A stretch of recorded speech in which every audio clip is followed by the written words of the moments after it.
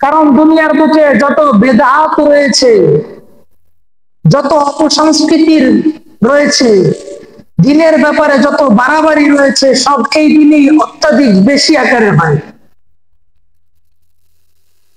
এই দিনে রাসূলকে নিয়ে একদল অনেক বেশি উল্লাস করে।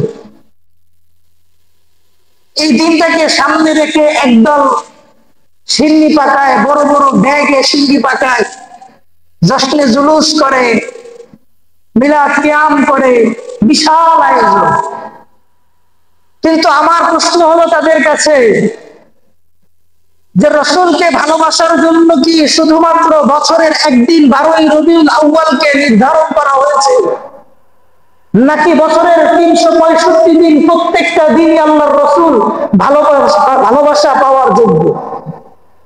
কথা বললেন। বছরে একদিন 12ই রবিউল আউয়াল কি রাসূলকে ভালোবাসার দিন, নাকি 365 দিন রাসূলকে ভালোবাসার দিন? 365 দিন যদি রাসূলকে ভালোবাসার দিন হয়, তাহলে 12ই রবিউল আউয়াল রাসূলের জন্য জান প্রাণ কুরবান করে দিতেছে, কিন্তু বাকি 364 দিন তাদের কোনো খোঁজ খবর নাই। এরা কেমন আশিকে রাসূল হইল? এদেরকে তো তখন খুঁজে পাওয়া যায় না যখন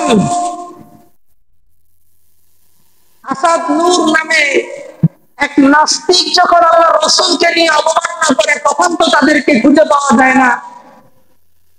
যখন রাসূলকে নিয়ে কটূক্তি করা হয়, তখন তো তাদেরকে খুঁজে পাওয়া যায় না।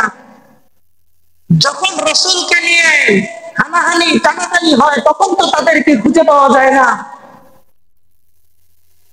এর মানে বোঝা গেল সিন্নি খাওয়ার সময় রাসূল তাদের কাছে আসে, আর বাকি সময় আসে না। কারণ বাকি সময় যদি তারা আসে হইতো, তাহলে তারাও তো রাসূলের সাথে রাসূলের বিপক্ষে প্রতিবাদ করতো।